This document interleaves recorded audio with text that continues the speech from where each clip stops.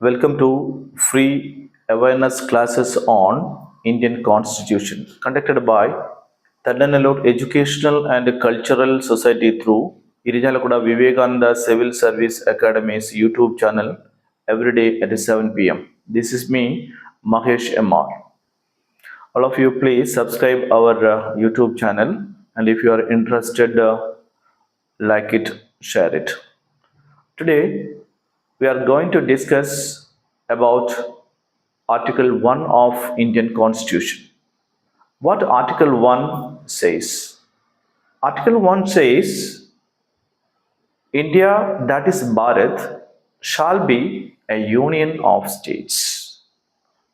So here in the first part we can see the name of our country, and in the second part the type of polity or the political structure of India given. Let us see the name of our country first. Two names given, that is India and Bharat.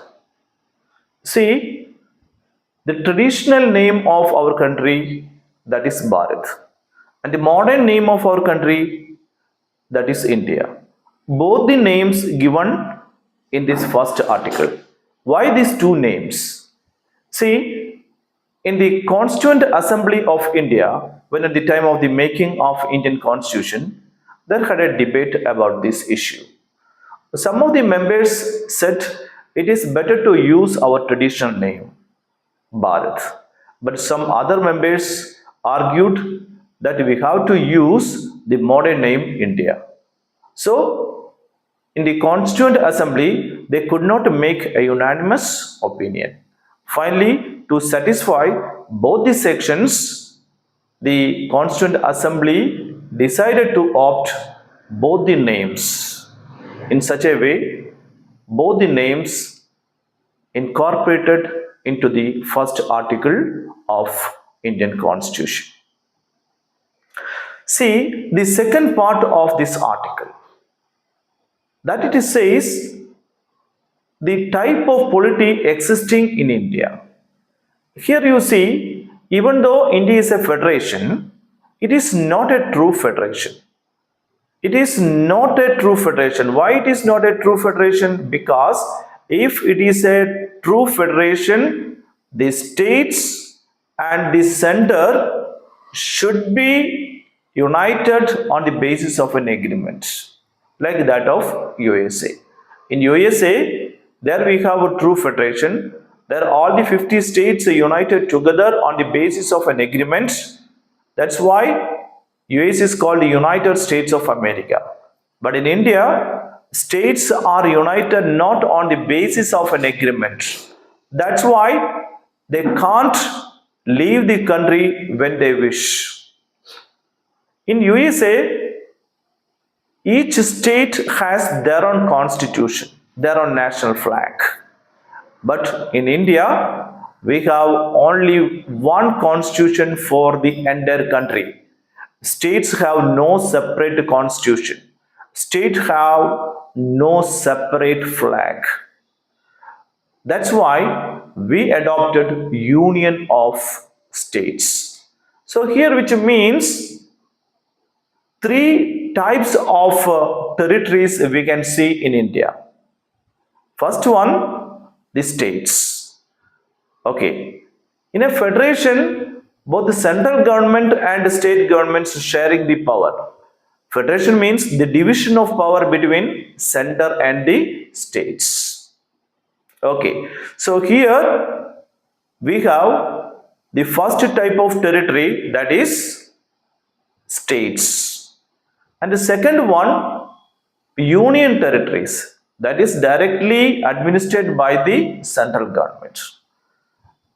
And here in this article, we have a third type of territories, that is acquired territories, which means the makers of the Constituent Assembly, they were damn sure in future some of the territories will come under the control of Indian Union. Because here I would say one example, Dadra Nagar Haveli. Dadra Nagar Haveli was Portuguese occupied colony till 1954, that given to India later. And in the year 1961, Indian Parliament incorporated that into Indian Union. So, when at the time of the making of Indian Constitution, the constitutional makers were sure in future this Dadra Nagar Haveli will become a part of Indian Union. That's why they gave the third type of territories in the form of acquired territories. Like that, in the case of Goa Dam Diu, that was also under the control of Portuguese. Later, in the year 1962, Indian Parliament incorporated Goa Dam Diu into the Indian Union. Like that, another one that was Pondicherry, today Puducherry, that was under French control. This also became a part of Indian Union in the year 1962.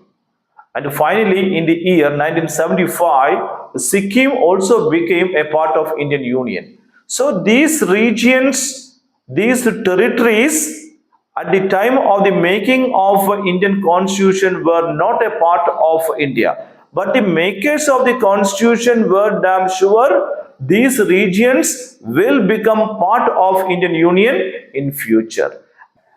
That's why they gave these three type of territories in the first article of Indian Constitution.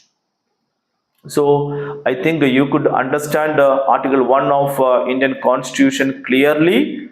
So here I am concluding this class, which I'll discuss the Article 2 tomorrow. Till then, goodbye. All of you, thank you. Thank you very much.